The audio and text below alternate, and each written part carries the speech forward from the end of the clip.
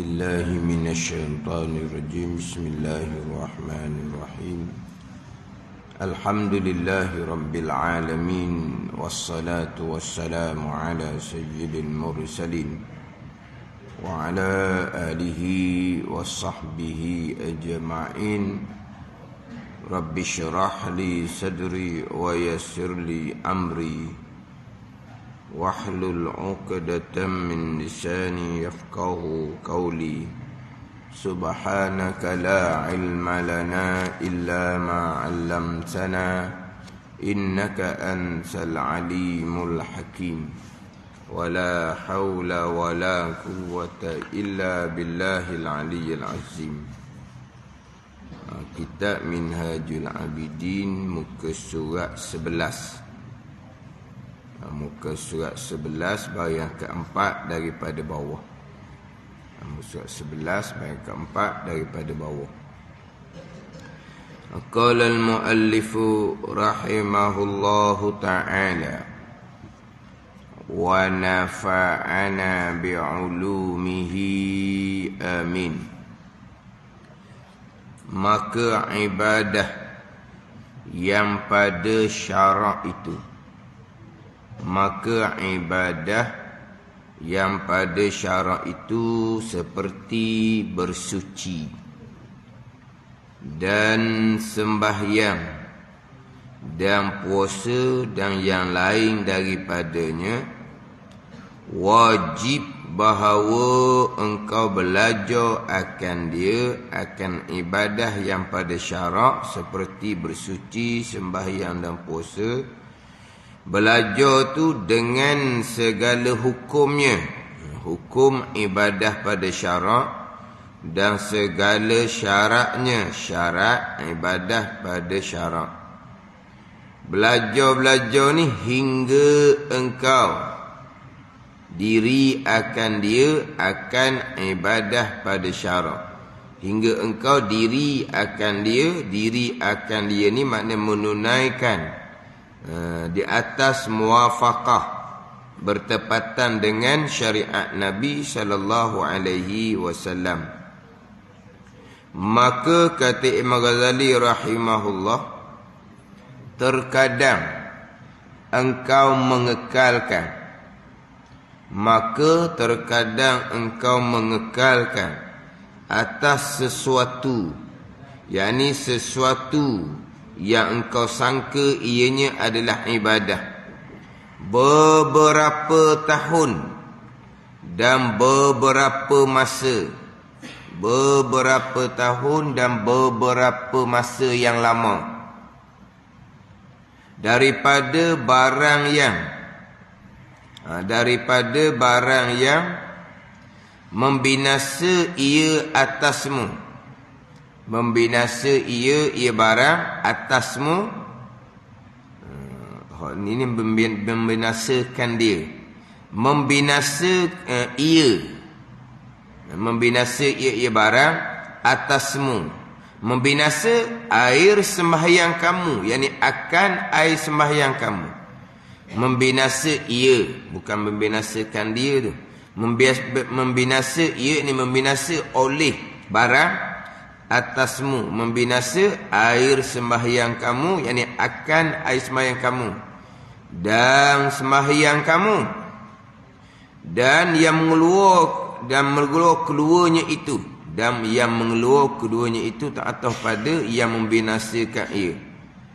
Daripada barang yang mengeluar keduanya itu, kedua sembahyang kamu tu, air sembahyang dan sembahyang kamu tu mengeluar, jatuh keduanya daripada berbetulan sunnah.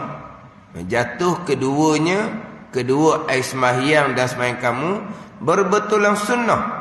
Dan padahal tiada engkau mengetahui dengan yang demikian itu, yang demikian sesuatu daripada yang kau sangka ibadah beberapa tahun, beberapa masa, daripada barang yang membinasai atasmu akan sembahyang kamu dan sembahyang kamu. Maka ibadah pada syarak itu seperti bersuci dan sembahyang dan puasa dan lain keduanya. ibadah syarak yang wajib engkau mempelajari terdahulunya. Yang terdahulunya selepas daripada ilmu yang pertama-tama yang wajib engkau mempelajari adalah ilmu mengenal Allah Subhanahu wa taala. Kemudian wajib atas engkau belajar barang yang wajib atas engkau kerjakan dia daripada kewajipan syarak. Ibadah-ibadah syar'iyah. Mana ibadah-ibadah syar'iyah ni? Seperti bersuci dan semai dan puasa. Ini ilmu yang kedua daripada 3 ilmu yang wajib didahulukan atas ibadah. Wajib dahulukan ilmu atas ibadah. Imam Ghazali datangkan 2 kerana. Kerana yang pertama, supaya ibadah kamu berhasil dan selamat. Berhasil ni jadi sah ibadah dengan ilmu tauhid dan ilmu fiqh, dan sejahtera ibadah daripada perkara yang membatalkan pada ibadah dengan belajar ilmu tasawuf. Jadi untuk berhasil ibadah, untuk sejahtera ibadah daripada perkara membatalkan pahala. Ibadah hasil, ibadah jadi sah dengan didahulukan ilmu tauhid dan fiqh. Tetapi kalau tidak ada ilmu tasawuf menyebabkan pahala ibadah terbatal, maka ibadah yang sah tadi, yang jadi tadi itu tidak akan menjadi bekal pada hari akhirah. Ibadah menjadi bekal pada hari akhirah, ibadah yang berpahala. Nak berpahala ibadah kena sah. Nak sah ibadah dengan ilmu tauhid dan fiqh. Berpahala, nak sejahtera pula, nak selamat pula pahala daripada binasa. Tu kena dengan ilmu tasawuf. Pelihara daripada riya, ujub, takabur, hasad yang akan membatalkan pahala ibadah. Jadi untuk sejahtera pahala ibadah, ilmu tasawuf. Itu sebab yang pertama kenapa kau wajib dahulukan ilmu atas ibadah. Sebab yang kedua, supaya takut akan Allah Subhanahu wa ta'ala. Yang sebenar-benarnya takut akan Allah adalah mereka yang berilmu. Adapun mereka yang melakukan rupa amal ibadah tapi ilmu tauhidnya tidak dipedulikan, ilmu fiqh tasawuf tidak dipedulikan, itu bukan orang yang beribadah kerana takut akan Allah. Itu orang yang sangat berani dengan agama Allah Subhanahu wa ta'ala. Berani rokok sujud. Akidah macam mana rokok sujud tu? Berani rokok sujud. Hukum hakam fiqh semayang macam mana? Berani rokok sujud. Hati macam mana? Bersifat dengan sifat terpuji ke? Bersifat dengan sifat yang dicela pada syarak? Hati riak, ujub, takabur, rokok sujud, itu orang berani. Rokok sujud kepada Allah Subhanahu wa ta'ala, serta hati mengekali riak, ujub, takabur. Ini orang yang sangat berani dengan Allah Subhanahu wa ta'ala. Sebab kita rokok sujud kepada Allah. Tetapi kalau rokok sujud hanya untuk pandangan manusia, orang nampak baiklah kitanya. Rokok sujud, berjemaah pula sembahyangnya, tapi hati orang tak nampak. Kalau rokok sujud untuk pandangan orang, orang akan kata baik, orang akan kata bagus.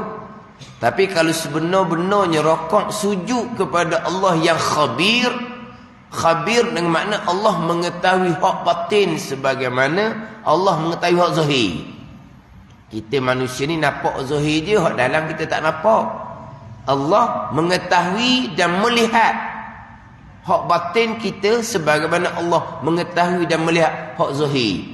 Jadi kalau benar-benar rokok sujud kepada Allah, tiba-tiba dalam keadaan hati riak, ujub, takabur, ini bukan orang takut. Orang berani melakonkan rokok sujud pada Allah serta hatinya riak, ujub, takabur.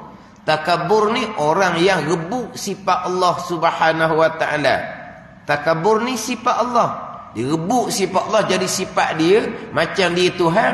Lepas tu berani pula lakon rokok sujud kepada Allah Subhanahu wa ta'ala. Jadi wajib dahulukan ilmu atas ibadah. Sebab yang kedua supaya takut akan Allah Subhanahu wa ta'ala. Kemudian ilmu yang wajib didahulukan dimulai dengan ilmu mengenal Allah Subhanahu wa ta'ala. Ini ilmu yang kedua ni, ilmu fiqh. Ilmu yang mana wajib engkau mempelajari akan dia supaya engkau mengerjakan dia daripada segala kewajipan syar'iyah hak zahir. Mana ibadah pada syar'iyah zahir ni? Seperti bersuci dan sembahyang dan puasa dan yang lain daripada keduanya. Ini adalah ibadah hak syariat zahir yang wajib dipelajari. Bab taharah wajib dipelajari. Wajib bahawa engkau belajar akan dia, akan ibadah pada syarak. Belajar dengan segala hukumnya dan segala syaratnya hingga engkau diri akan dia, diri akan ibadah pada syarak ni sebagaimana bertepatan dengan syariat Nabi sallallahu alaihi wasallam, hingga engkau dapat dirikan taharah betul-betul, dirikan semayang sebagaimana bertepatan dengan syariat Nabi sallallahu alaihi wasallam. Wajib bahawa engkau belajar. Ini kewajipan kita. Talabul ilmi faridatun ala kulli muslimin wa muslimah. Tuntut ilmu wajib atas orang Islam laki-laki dan orang Islam perempuan. Yang mana terkadang kitab disebut wajib engkau mengetahui. Kalau sebut kata wajib engkau mengetahui, dia kena takdir sedikitlah. Wajib engkau belajar hingga engkau mengetahui. Sebab belajar tu ikhtiar usaha kita. Mengetahui, memahami itu adalah qada Allah Subhanahu wa ta'ala. Jadi yang wajib kepada kita adalah ikhtiar usaha. Belajar tu yang wajib. Macam sini. Belajar ni wajib. Mengetahui itu adalah qadar perbuatan Allah Subhanahu wa ta'ala. Kita syariahnya wajib ikhtiar dan usaha. Pegangan kitanya ikhtiar usaha tak bekah sama sekali. Syariah kitanya wajib ikhtiar dan usaha. Wajib berusaha untuk belajar. Wajib berusaha untuk melakukan ketaatan. Itu kewajipan kita syariat. Tapi pegangan kitanya ikhtiar usaha tak bekah sama sekali. Usaha belajar kita tak bekah pada mengetahui. Mengetahui itu adalah perbuatan Allah Subhanahu wa ta'ala. Jadi yang wajibnya bahagian kita lah, iaitu belajar. Mengetahui itu perbuatan Allah. Itu tak wajib kepada kita, sebab itu bukan pekerjaan kita. Ni dia wajib bahawa engkau belajar. Ni hak betul. Kalau wajib bahawa engkau mengetahui, kena takdir. Mengetahui dengan mana? Belajar hingga mengetahui. Cuma kalau belajar ni Tuhan tidak kurniakan ilmu pemahaman, kena belajar ilmu fardu ain yang sama sampai ke mati. Tak boleh nak berpindah, orang panggil. Apa ngapa ni? Terikat. Terikatlah, tak bebas. Apabila belajar ilmu fardu ain, tauhid, fiqh, tasawuf dengan kurniaan Allah, kita dapat memahami. Maka kita boleh berpegang dengan akidah sebenar. Ibadah kita zahir batin betul, kita bebaslah. Nak mengulangi belajar fardu ain pun boleh. Nak mendalami ilmu fardu kifayah pun boleh. Ni oleh kerana tidak ada masa, kita nak fokus pada ibadah. Belajar ni dok sementara, tak ada masalah. Sebab kita sudah selesai belajar fardu ain, tauhid, fiqh, tasawuf. Kalau Tuhan beri kita pemahaman ilmu, bebaslah. Hak mana kau fardu ain, tauhid, fiqh, tasawuf, nanti dia akan bicara. Dan kita mesti akan bicara kadar sakatan fardu ain tauhid, kadar sakatan fardu ain fiqh, dan kadar sakatan fardu ain daripada ilmu tasawuf. Dan kita mesti akan cerita. Tapi makna kalau kita tidak dikurniakan ilmu, Kena belajar ilmu yang sama. Tak boleh nak ikut orang lah. Tak boleh lari daripada ilmu fardhu tauhid, fiqh, tasawuf. Allah lama cik belajar lama dah kan tauhid, fiqh, tasawuf. Belajar lama. Tapi reti itu dah. Walaupun apabila kita belajar ilmu fardhu ain, dia agak terhad, agak hak tulis je. Dia belajar ilmu fardhu ain, dia akan jadi hak sama. Kita nak luah belajar ni ilmu fardhu kifayah. Walau kita terbuka bicara tu, bicara ni, bicara tu, bicara ni, sama sekali fardhu kifayah pekok. Barulah macam-macam ilmu. Oh, begitu, begini, begitu, begini. Seronok belajar. Luah. Itu ilmu fardhu kifayah. Jadi nak luah ni, hak fardhu ain tauhid fiqh tasawuf kena beres. Barulah kita boleh belajar ilmu agama yang luah. Tapi kalau kita jenis ilmu fardhu ain yang sama, ulang-ulang yang sama, tapi dengar ulangan, oh gitu dia kata. Macam baru dengar. Macam baru dengar. Walahal sudah diulang berulang kali. Tapi molek juga gitu. Sebab apa yang kita ajar ni laku. Kalau ajar-ajar, tahu dah. Ajar-ajar, tahu dah. Tak laku lah. Dia memang fardhu ain dia gitu. Dia akan pusing-pusing-pusing. Apa? Terhad, singkat sahaja. Hak tulis je. Maknanya, tu kita tahu dah. Hak ni. Dia memang tahu dah sebab fardhu ain. Tak tahu jahil fardhu ain berdosa. Ada ni. Kalau sebab kata tahu dah, pelik apa tahu dah? Sebab ilmu fardhu ain je tu. Kalau ilmu fardhu kifayah, ni kita tahu dah. Luah ilmu dia. Ilmu fardhu kifayah, dia tahu dah. Luah tu. Hebat tu, luah. Kalau ilmu fardhu ain tahu dah, tak ada hebat. Hebat dia ilmu fardhu ain dipandang. Hebat ke mana ilmu fardhu ain? Ilmu fardhu ain ni ilmu budak-budak.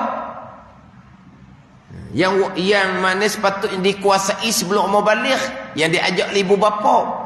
Ilmu budak-budak. Menguasai ilmu fardhu ain, hak tu asas je. Hak hebatnya hak menguasai ilmu fardhu kifayah. Tu baru hebat. Menguasai ilmu fardhu ain itu asas sahaja. Lepas tu kalau orang belajar ilmu fardhu ain, lepas tu belajar ilmu fardhu kifayah macam duk pondok, siapa ketua tak berhenti belajar. Sebab apa? Asyik dengan ilmu fardu kifayah. Ilmu fardhu ain itu tak dah. Asyik dengan ilmu fardu kifayah. Bicara bab muamalah, munakahat, janayat dalam bab fiqh. Pada ni. Dengar tu sedap asyik. Asyik. Saya petang kemarin tu bicara bab munakahat. Tapi bukan kitab bicara munakahat. Kitab bicara perkara yang membatalkan wudu. Perkara yang membatalkan wudu. Bersentuh kulit laki-laki dan perempuan yang bukan mahram. Bersentuh kulit laki-laki dan perempuan yang bukan mahram. Membatalkan wudu dalam mazhab Syafi'i. Kemudian didatangkan, siapakah mahram? Mahram ni orang yang haram dikahwini. Mahram ni yang kita jangan sebut mahram. Kita sebut tak batal sembahyang. Boleh tak nak bersalang dengan mokcik itu? Bolehlah, tak batal sembahyang. Boleh tak bersalang dengan mokcik itu? Tak boleh, batal sembahyang.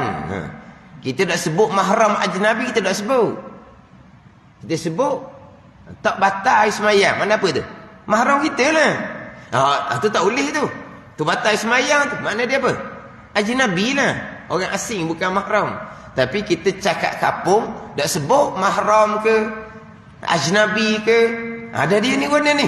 Dia ni tak batal semayang dengan kamu. Mana apa tak batal semayang dengan kamu? Ada ni. Mahram lah. Bila mahram boleh bersalam, wuduk tak batal. Aurah hanyalah antara pusat dan lutut. Kalau perempuan, kepala tak tudung pun. Sebab apa? Sebab tak batal semayang. Itu cakapan kapung. Itu mahram. Orang yang haram dikahwini, maka tak batal semayang. Tapi cakap kita gitu. Dalam kitab dalam di hutang kemarin tu, mahram dengan sebab nasab keturunan, mahram dengan sebab rada'ah susuan panjang bicara, mahram dengan sebab musaharah berambil-ambilan, berkahwin dengan anak ibu bapa mertua mahram, berkahwin dengan mak ayah anak tiri mahram. Lebih panjanglah bicara hak tu luas. Hak tu kadang-kadang kita pun tak apa tahu mana. Kadang-kadang lah. Tapi biasanya kita mengetahui lah. Tapi ada juga yang tidak mengetahui. Yang tu sikit lah.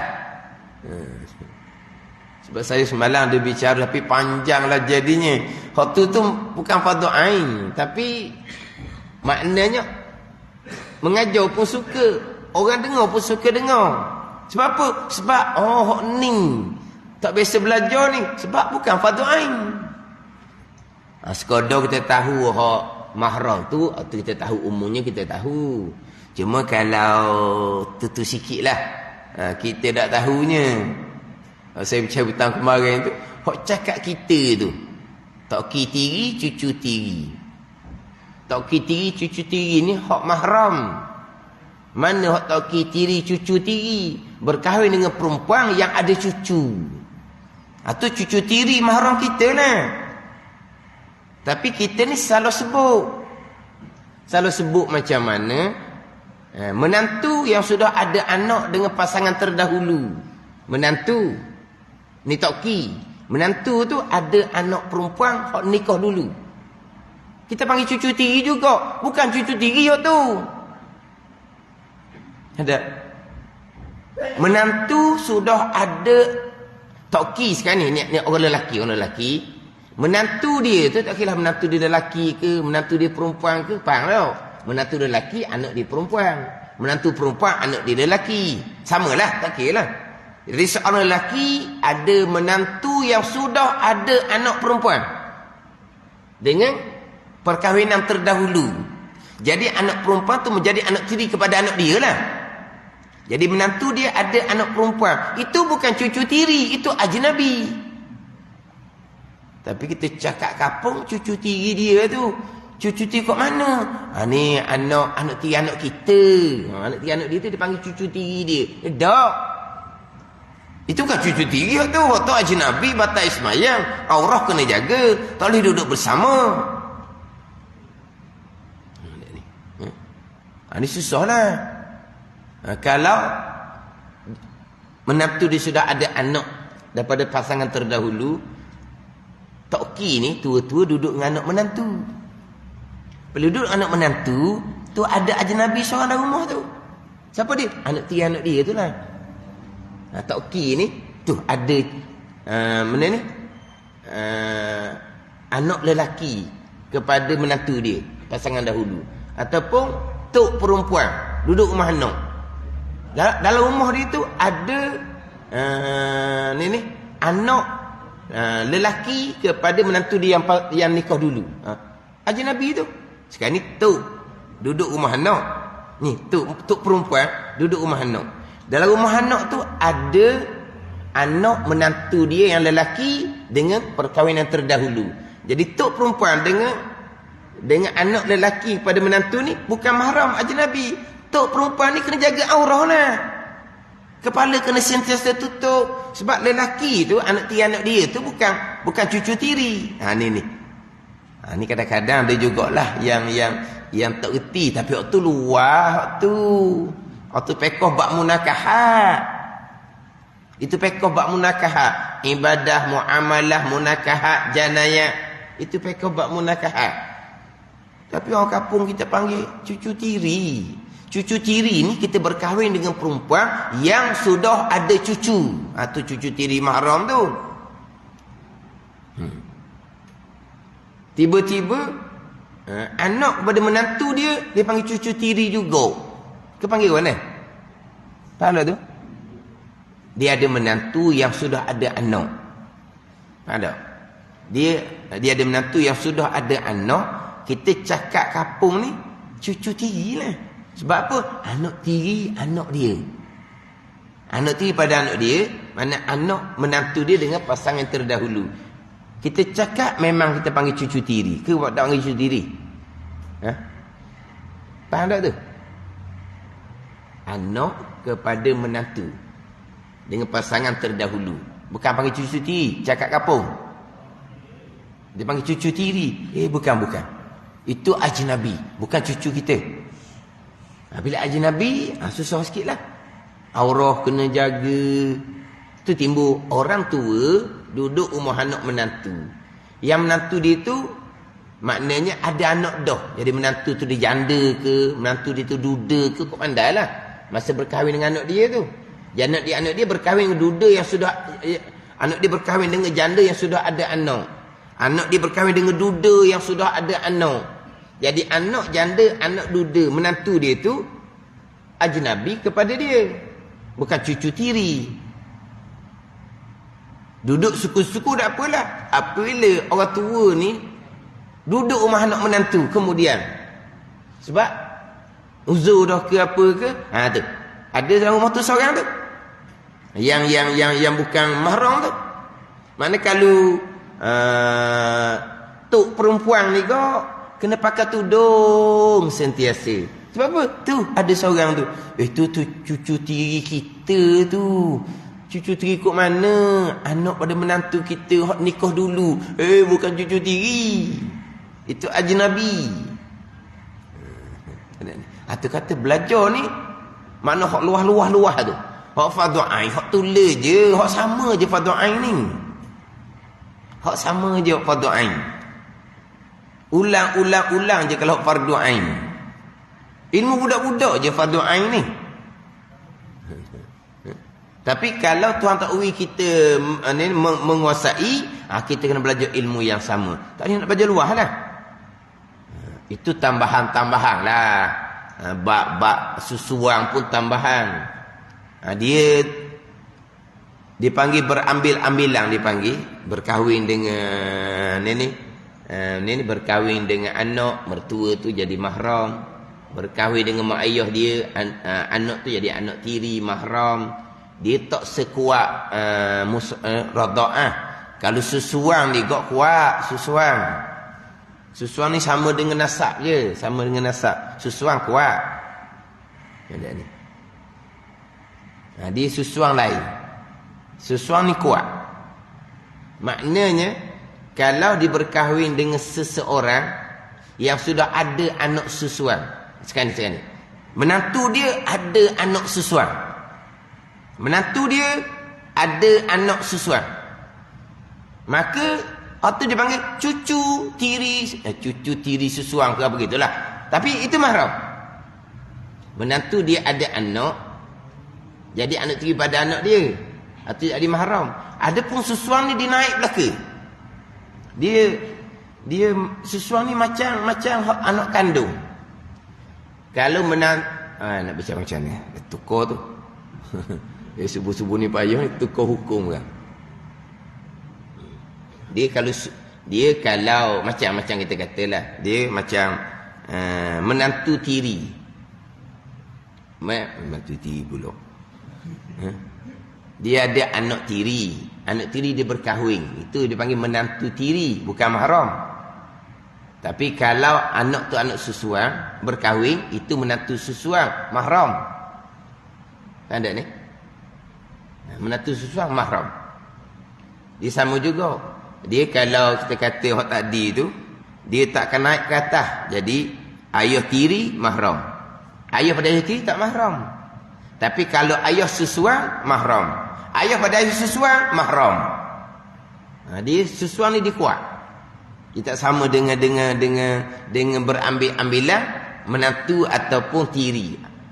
Dia kalau menantu tiri bukan mahram. Ada anak tiri. Anak tiri berkahwin. Mahram tak dengan kita? Tak. Anak tiri tu mahram. Pasangan dia tu tidak mahram. Anak susuan mahram. Pasangan dia mahram juga. Dia susuan kuat. Dia tiri ni tak kuat. Menantu ni tak kuat. Menantu daripada anak sebenar baru mahram. Menantu daripada anak tiri tidak mahram. Tapi menantu daripada anak susuan mahram. Itu kata susuan kuat. Itu susuan kuat. Sebab itulah kalau berlaku seumpama tu, jadi ada anak, ada ni apa panggil apa? Ada anak tiri kepada anak dia lah. Mana menantu tu sudah ada anak. Orang tua ni cara nak jadikan mahram, dia panggil cucu tiri yang bukan cucu tiri tu. Jadikan cucu tiri tu jadi anak susuan kepada mana-mana anak kepada orang tua ni. Dia kena tukar. Tiri yang bukan tiri tu kepada susuan. Manakala menantu dia sudah ada anak. Tapi menantu dia anak 2 tahun ke bawah lah anak menantu dia tu. Mana dia anak dia nikah ambil janda yang anak kecil lagi umur setahun. Jadi jadikan anak janda tu, anak pada menantu dia tu, biar jadi cucu susuan. Biar anak orang tua ni, adik-beradik anak dia ni biar susu kepada budak ni. Biar budak ni menjadi, dia panggil cucu susuan. Cucu tiri bukan, jadikan cucu susuan. Itu cara dia lah. Itu kena pandai lah pula. Tapi kalau anak janda tu 2 tahun ke bawah, kalau anak janda tu besar, dah tak ada jalan dah lah. Tak ada jalan dah lah tu. Kalau anak janda tu besar, tak okey ambil anak tu bini, senang lalu, selesai. Lah, anak ambil mak, tak okey ambil cucu, ambil anak. Okey je, bukan macam cerita P.Ramlee. Kedah. Anak lelaki ambil mak. Ayah dia tu ambil anak pada janda. Jadi cerita P.Ramlee kan lah. Lepas tu orang tanya, cerita P.Ramlee sah tak nikah dia? Apa tak sahnya? Tak ada mahram situ, ajnabi belaka. Orang tanya cerita keluarga 69 tu lah, nikah dia macam mana? Nikah dia sah. Cerita P.Ramlee ni cerdik, bukan nak erti hukum. Sah. Jadi macam gitulah. Dah oleh kerana anak janda tu ajnabi kepada ayah pada ayah ni lah. Sekarang ni anak janda tu ajnabi. Orang tua tu ambil anak janda tu jadi bini. Itu jadi cerita P.Ramlee ya. Tak gitu? Sekarang ni P.Ramlee nikah dengan mak. P.Ramlee nikah dengan mak. Anak mak dengan ayah P.Ramlee tu, lepas tu pelakon mak dia tu. Ada. Anak mak ni kepada ayah P.Ramlee. Ayah P.Ramlee dalam filem tu lah. Kan dia nikah 2 tu kan. Tu maknanya bukan cucu tiri. Tapi anak tiri P.Ramlee. Tapi bukan cucu tiri orang tua tu. Sebab tu dia boleh buat bini. Tu contoh dia. Panggil cucu tiri macam mana? Tak tengok cerita P.Ramlee berapa kali. Tengok cerita P.Ramlee, lepas tu bicara hukum pekah. Dah lah, kalau kita cucu tiri mana boleh nikah. Sekarang ni anak bini P.Ramlee tu bukan cucu tiri kepada ayah P.Ramlee, sebab tu boleh kahwin.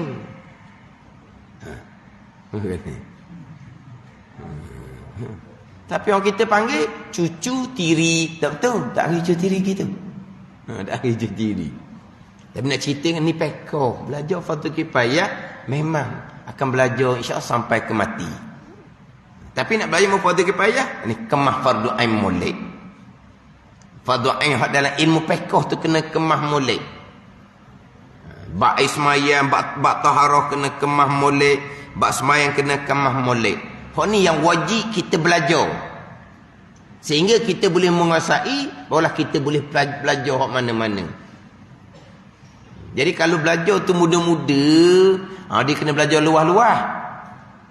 Kalau kita belajar orang tua, gitulah. Macam sebut tadilah, ulang hak sama. Tapi yang dengar, baru dengar dia kata, baru tahu. Pada hak sama je. Tapi kalau hak belajar muda-muda tu, dia hanya ulang je sebenarnya. Ulang. Fardu ain tauhid, hak sama je. Fardu ain fiqh, mana apa? Sempit. Terhad. Ilmu yang tidak ada penghujung, ilmu fardu kifayah. Ilmu fardu ain terhad, dia ada sakat dia. Ada hak dia. Setakat ni fardu ain tauhid. Setakat ni fardu ain fiqh. Setakat ni fardu ain tasawuf. Lepas tu kau tak ada penghujung lah bicaranya. Tu fardu kifayah. Lepas tu kata, dia terhad, dia sempit, dia tersakat. Hak sama. Tapi kalau kita ni oleh kerana biasa kita ni kelas umum ni dia termasuk orang-orang tua yang belajar. Yang mana orang tua belajar ni untuk menyempurnakan kewajipan. Tapi ilmu tak faham-faham. Kadang-kadang tanya hak sama je. Ada kelah. Dia tanya hak sama je. Orang tua. Tapi dia banyak bertanya. Orang lain dia tak kenal ya. Orang lain hak belajar ni, Allah, minggu lepas tanya dah. Orang lain ni. Tapi dia nak belajar. Tapi dia mana apa ni? Mana kalau minggu lepas dia belajar tu mungkin dia faham. Minggu ni dia jadi lupa balik, dia nak tanya balik minggu lepas. Jadi orang-orang hak muda-muda sikit ni, mulalah tanya tula tak habis-habis. Jadi kelas umum ni ada orang seumpama ni.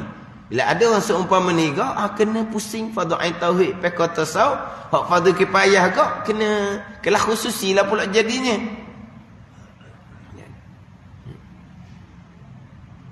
Sebab ilmu ni ilmu yang sepatutnya telah selesai belajar sebelum mau balik ilmu ni.